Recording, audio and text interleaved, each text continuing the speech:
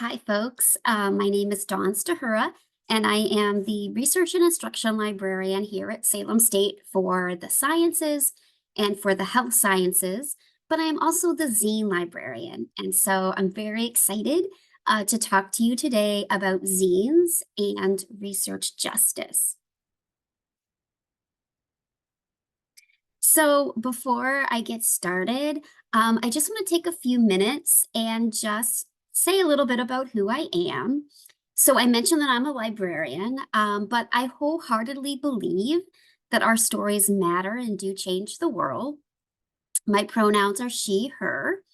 I am a queer, white, non-disabled, middle-class, non-Christian feminist.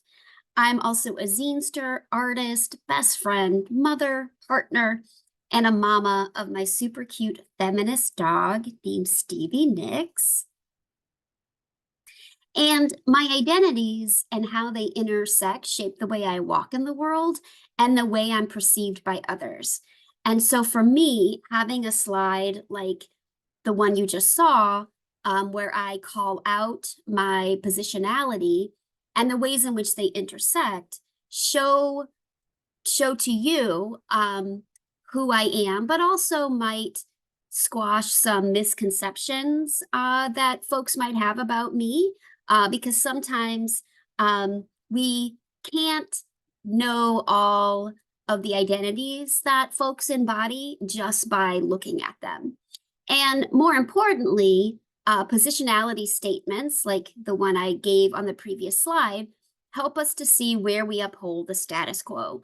And so for me, knowing what my identities are and how they intersect, um, allow me to find spaces where I can set tiny little fires and push against the dominant narrative. And we'll see how in this presentations, zines push against the dominant narrative as well. So even though there is no like hard and fast definition of what zines are, because that's the beauty of zines, is that they can look in a myriad of ways. They do share some common characteristics. So the first is that they're self-published. And so this means that the creator answers to no one. So when we think about traditional publishing, a person might have an idea, they either write a manuscript and submit it to, different publishers, or if you're in academia, you'll write a research paper after you've done the research, and then you'll submit it to a journal. And in all of these cases, there's going to be a rejection process. There's also going to be an editor that's going to make edits, which you may or may not agree with. And then there'll be a publisher that's going to take a cut of the profits of whatever it is that you've produced, unless you've written an academic journal article, in which case you're probably not getting any money whatsoever. And the journal itself will reap the benefits of your brilliancy. But for zines, you kind of take all those roles. You create it, you edit it, and you publish it. And this is really, really powerful, to be able to put something out into the world without all the gatekeeping that we see in more official channels of publication. Zines are small, self-distributed print runs. So because the person is publishing it themselves, they usually make 50 copies or less of their zine, unless they've got buckets of money where they can just feed it into the photocopier. For most of us, including you as students here at Salem State, you get like, what, $5 worth of printing each semester? And that's going to get ate up pretty fast. So especially if you want to print in color. So that's the reason why zines are usually printed in small numbers. Zines are anti-capitalist. So nobody is in sort of the work of producing zines to make money. In fact, and I hate to say this to you, but if you create a zine, you're already in the hole, right? So no one's going to pay you for your story. No one's going to pay you for the emotional labor it's going to cost you to tell your story. No one's going to pay you for the amount of time it takes you to put together your zine. And for a lot of zines, they're put together by hand, cut and paste methods. So if that were the case and people were going to pay you for your emotional labor and all the time it took you to create your zine, they should be paying you like billions of dollars. By the time you photocopy your zine using your own money, again, you're probably in the hole. Zines kind of live within this realm of trades. So people are less concerned about making a few bucks and more concerned about hearing other people's stories. So it's not uncommon for folks to be like, oh, I see you wrote a zine. I wrote a zine. Do you want to trade? And that be the way that zines, switch hands. Zines push against dominant narratives. So in this country, the dominant narrative is white, male, cisgendered, obviously heterosexual, middle class, and Christian. And we will see how the dominant narrative plays throughout mainstream media and even in academia, and the reasons why zines are so important. Zines are low budget, so you don't have to have any special equipment or knowledge of any particular software. I mean, literally, if you had a piece of paper and a pencil, you could create a zine. The one barrier, like I mentioned a few seconds ago, is the photocopying. But I've had students ask before, if I make a zine but I don't make any copies, is it still a zine? Yes. If I make a zine and I don't give it to anybody else, is that still a zine? Yes. So there is no sort of like prerequisite that you have to make an actual copy of your zine or pass it out to anyone else in order for it to make a zine or to be a zine. And then lastly, zines are created under this ethos of by us, for us. So communities want to be able to talk about themselves with people who are actually part of that community. And you all may have come across this before, where certain minority groups and marginalized communities are often researched and talked about by people from the dominant culture. And the marginalized group that's being studied and written about very rarely have any sort of control over what that narrative is going to ultimately look like. So this is a very quick, not exhaustive timeline of zines, and I won't go over all of these. If you're interested in learning more about them, please come back to this presentation and click on the links. But what I want you to see is that zines have a very long history, and we can actually track it back all the way to the American Anti-Slavery Society's abolitionist pamphlets. And what you should be able to gather from this timeline is that these groups are all kind of on the margins of mainstream media. Either they're not getting any media attention, or they're getting media attention that is filled with misinformation and stereotypes. So when we talk about mainstream media, what we're actually talking about is all the ways in which information comes to you. So this is, podcasts, television, cable news, newspapers, magazines, all the various social media outlets that you are interacting with. And all of this stuff is owned by 6 media companies. So back in the day, just like 50 years ago, there were over 30, right, different media companies, and that has since merged and things have been sold, and now we have a monopoly on our news outlets, meaning that there are 6 companies with executives that get to decide what news gets told and who the experts are, but more importantly, what stories never see the light of day. And we'll see through this presentation that this happens a lot.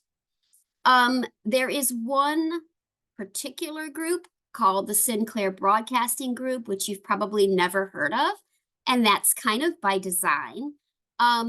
They own the vast majority of news outlets in this country. And what I mean by a news outlet is that every major city has like an NBC, an ABC.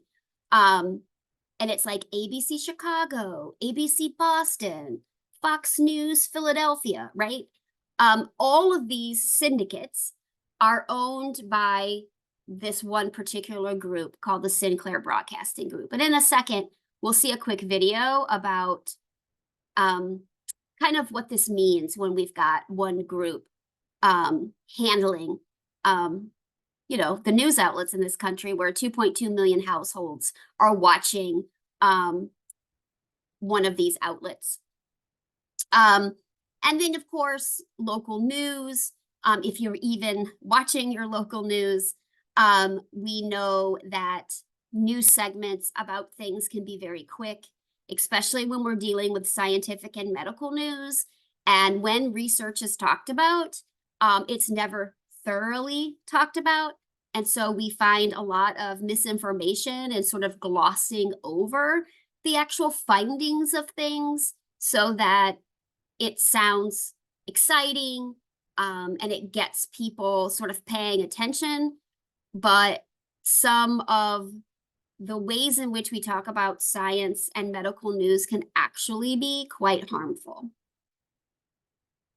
So here is a quick video I want to show you about that Sinclair Broadcasting Group. Hi, I'm Fox San Antonio's Jessica Headley. And I'm Ryan Wolf. Our greatest responsibility is to serve our Treasure Valley communities, the El Paso, Las Cruces communities, Eastern Iowa communities, Mid-Michigan communities. We are extremely proud of the quality, balanced journalism that CBS 4 News produces. But we are concerned about trouble and trending irresponsible, one-sided news stories plaguing our country. The sharing of biased and false news has become all too common on social media. More alarming, some media outlets publish these same fake stories without checking facts first. the sharing of biased and False news has become all too common on social media. more alarming, some media outlets publish these things simply aren't true without checking facts first. Unfortunately, some members of the media use their platforms to push their own personal bias and agenda to control exactly what people think. And this is extremely dangerous to our democracy. This is extremely dangerous to our democracy. This is extremely dangerous to our democracy. This is extremely dangerous to our democracy. This is extremely dangerous to our democracy. This is extremely dangerous to our democracy. This is extremely dangerous to our democracy. This is extremely dangerous to our democracy. This is extremely dangerous to our democracy. This is extremely dangerous to our democracy. This is extremely dangerous to our democracy. This is extremely dangerous to our democracy. This is extremely dangerous to our democracy. This is extremely dangerous to our democracy. This is extremely dangerous to our democracy. This is extremely dangerous to our democracy. Okay, so hopefully what you've gathered from this video is that these are scripts that each of these anchor persons are reading from. And what we have discovered about the Sinclair Broadcasting Group is that they push out scripts for how each of these affiliates are going to talk about stories, and they cannot deviate from the script. News anchors that have tried to do so have either been fired or they have voluntarily left their jobs because there is no way to push against that script.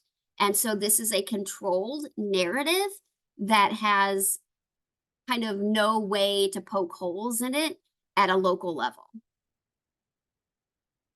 So when we talk about mainstream media and we talk about, you know, stories that get highlighted, folks that get more media attention than others, I want to ask you all if you know any of these young women on this page.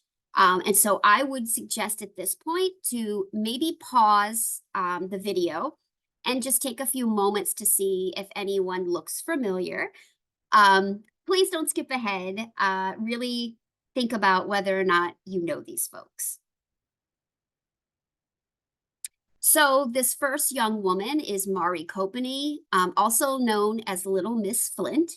At 8 years old, she wrote a letter to President Obama, telling him about the Flint, Michigan water crisis. She wrote the letter to let him know what was happening, but never in her wildest dreams did she think that he would not only read her letter, but that he would come to Flint, Michigan to meet her. And this is the moment when Flint, Michigan was brought into national attention around the water crisis that was happening, all because of an 8-year-old girl. Right now, she's 16, and she's still fighting for the right for clean water in Michigan. So this issue has not been resolved, and she is still boots on the ground, doing this activism work to try to get her community to have the clean water that they deserve. This is Autumn Peltzer. She's an Anishinaabe, and she's a member of the Wikwemongong First Nation. She's best known as a advocate for clean water, otherwise known as a water warrior and protector. In 2018, she was 13 years old when she stepped on the stage at the UN General Assembly on the issue of water protection and spoke to the world leaders about the crisis that was happening and how we should be holding folks accountable for denying communities to access clean water. So this was a little 13-year-old. So she's still fighting for clean water right now. And this is Greta. This is the one that you probably know. She's Swedish. She's an environmental activist. She's gained international recognition, and she's led, marches and walkouts amongst young people globally on the fight for climate change. And at 15 years old, she staged a protest outside of the Swedish parliament, refused to go back to school until, leaders made a commitment to do something about the environmental crisis that we're in right now. And there's also a documentary about her called I, Greta. Now, I ask why it is that you know Greta, but you don't know Mari or Autumn. So just take a few moments, even if you want to pause this video right now, to just kind of think about why it is you think Greta is internationally known and also has become the face of climate change. If you thought that perhaps it has to do with the fact that Greta is white, you would be correct. Race definitely plays a role in why Greta is the face of climate change and not Mari or Autumn. When we talk about the dominant narrative, remember we talked about how this person is white, male, cisgendered, etc., etc. The face of Greta is non-threatening in a way that women of color like Mari and Autumn would be seen as more of a threat. And there is historical evidence and research to back this up. But the point is, Greta is the face because of her skin color.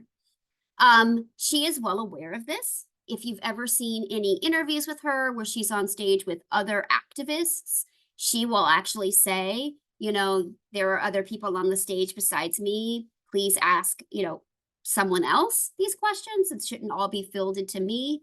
So she's definitely aware and trying to sort of turn that media spotlight off of her. But her being the face of climate change was not her doing. That was mainstream media, and it was strategic. So here are 3 women, and I would like for you to take a look at their photos and see if you recognize anyone. So if you want to pause the video at this point and just take a moment to see if anybody looks familiar. So this first woman is Angela Davis, who is a badass. She's an American political activist, a professor, an author.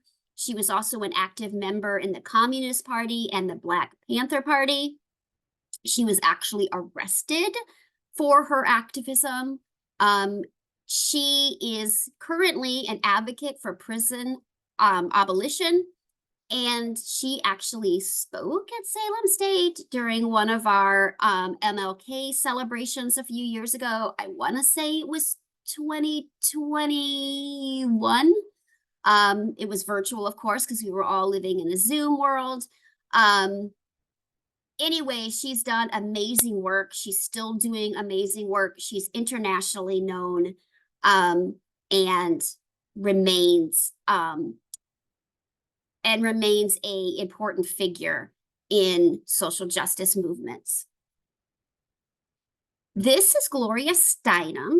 So she's an American journalist and a social political activist, and she became nationally known during the second wave feminism, which happened in the late 1960s and early 1970s. She co-founded Miss Magazine, which you may or may not have ever actually seen a copy of. In 2013, President Barack Obama presented her with the Presidential Medal of Freedom, which is the highest civilian honor. She's also been very outspoken against reproductive justice and women's rights. And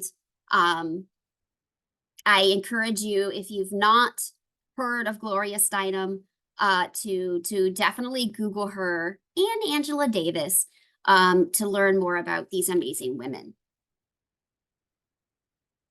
And this is the person that I know you don't know, and this was on purpose, partly because it's showcasing how mainstream media gets to choose who gets to be talked about, but more so because little is really talked about Anna Mae Aquash, and I want to change that. So anytime I have a platform where I get to show her face and talk about who she was, I'm going to take it.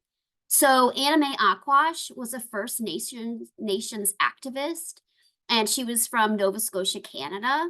She moved to Boston in the 1960s and joined other First Nations and Indigenous Americans, really focusing on education and resistance and the police brutality that they were seeing against urban Indigenous peoples.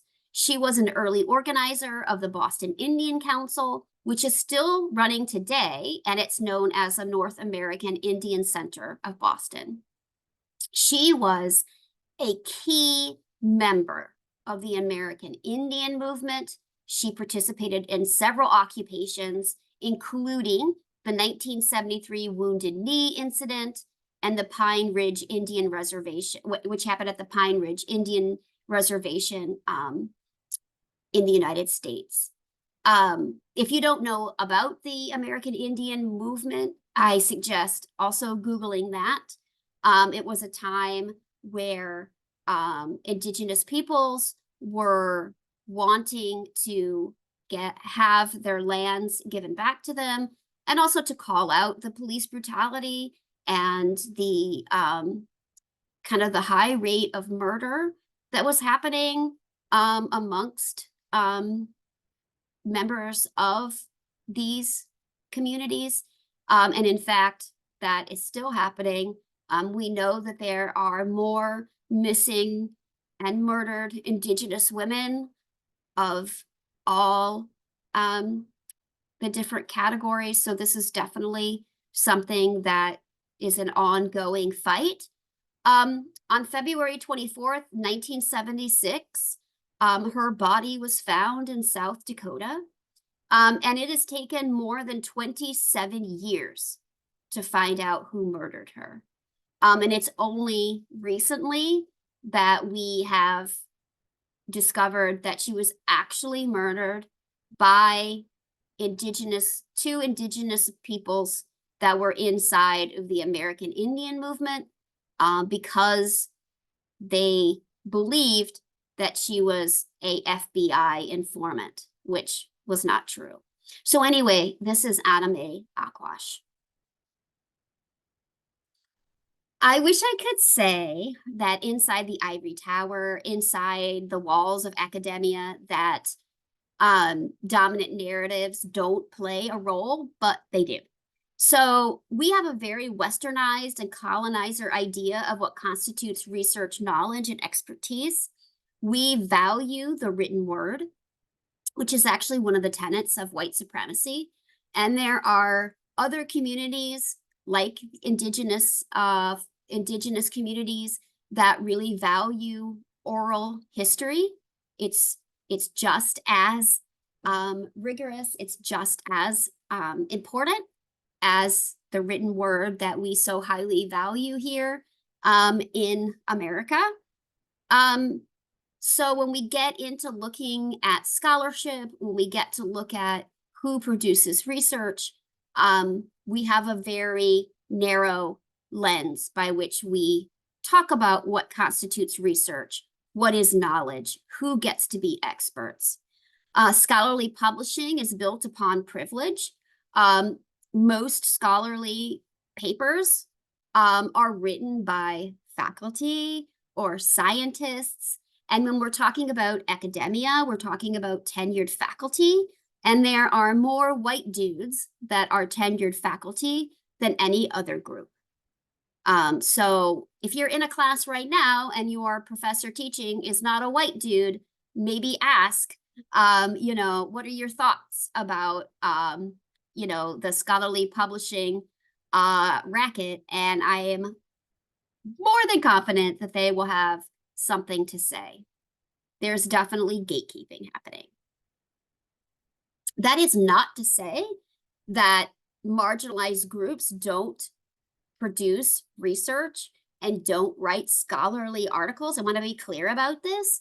What it means is that they just don't have the same publishing platform as their white counterparts, which means for us as students, as researchers, as, curious minds who want to know more about something, we might have to dig a little deeper to get past the white dude swimming in the scholarly publishing pool.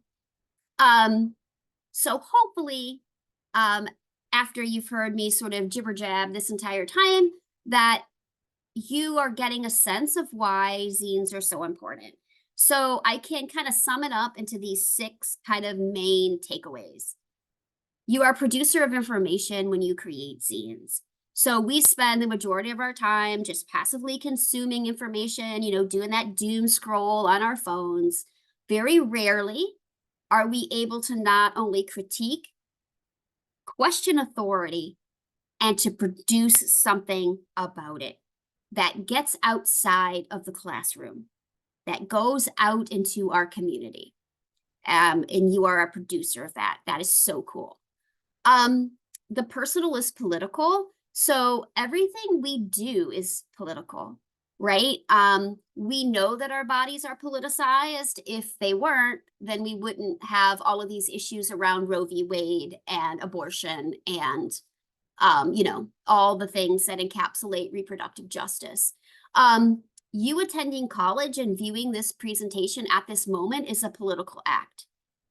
If getting an education wasn't political, then we wouldn't have all of the book banning that we have across this country or the fight to dismantle all of the DEI programs across colleges. So education is most definitely political.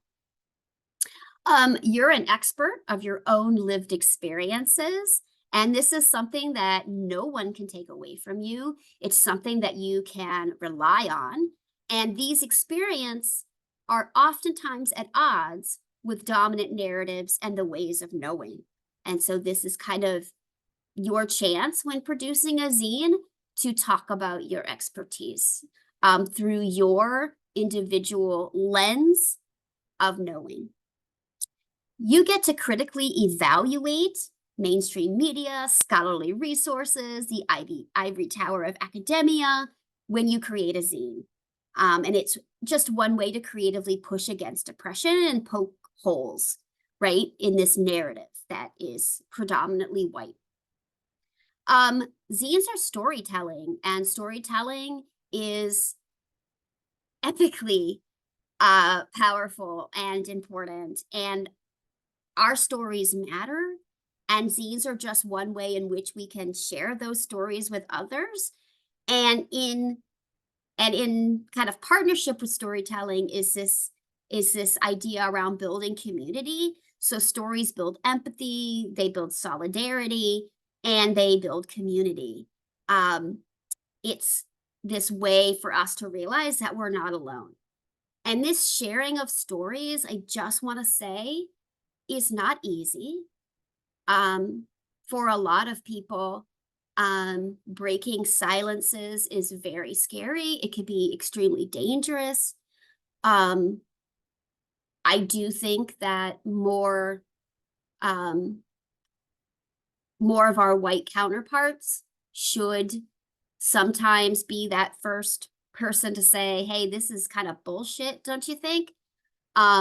Because we are at less risk of that violence than other marginalized groups.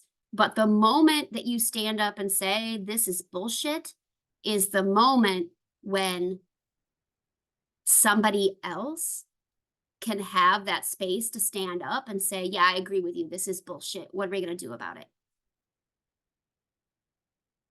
So capitalism, which, you know, is what the world runs on, tells us that sharing our stories is not valuable unless it can make a profit. It sees our lives as a consumer product. This is absolutely true, right? And let me just say that when I'm talking about making a profit, it's not for you. It's for capitalism. It is to feed the machine. And if somebody can't make money off of your story and exploit you, then they're not interested. So why bother telling our stories if it can't produce more of the almighty dollar? And this again is bullshit. You should share your story because you want to. You should share your story because you have to. You should share your story as if your life depends on it, because for many of you listening to this presentation, it does. So thank you for making it this far. And I hope that I haven't totally just like, you know, killed your spirit. And you just feel like totally down and what's the point of life? All of this is to say that you are powerful, you matter, your stories matter, you have something that the world needs to see and hear. And I hope that you use this opportunity in your zine to seize that moment, because the space that will be allotted to you in academia to share your expertise is very, very small. So if you find yourself in that space right now, take it and take up all the space because you deserve to be heard and you deserve to be seen. And if you have any questions, if I don't see you in your class, just reach out. I'm in the library, or you can send me an email. I love nothing more than to talk about zines, and I would love nothing more than to help you get your zine out in the world where it deserves to be.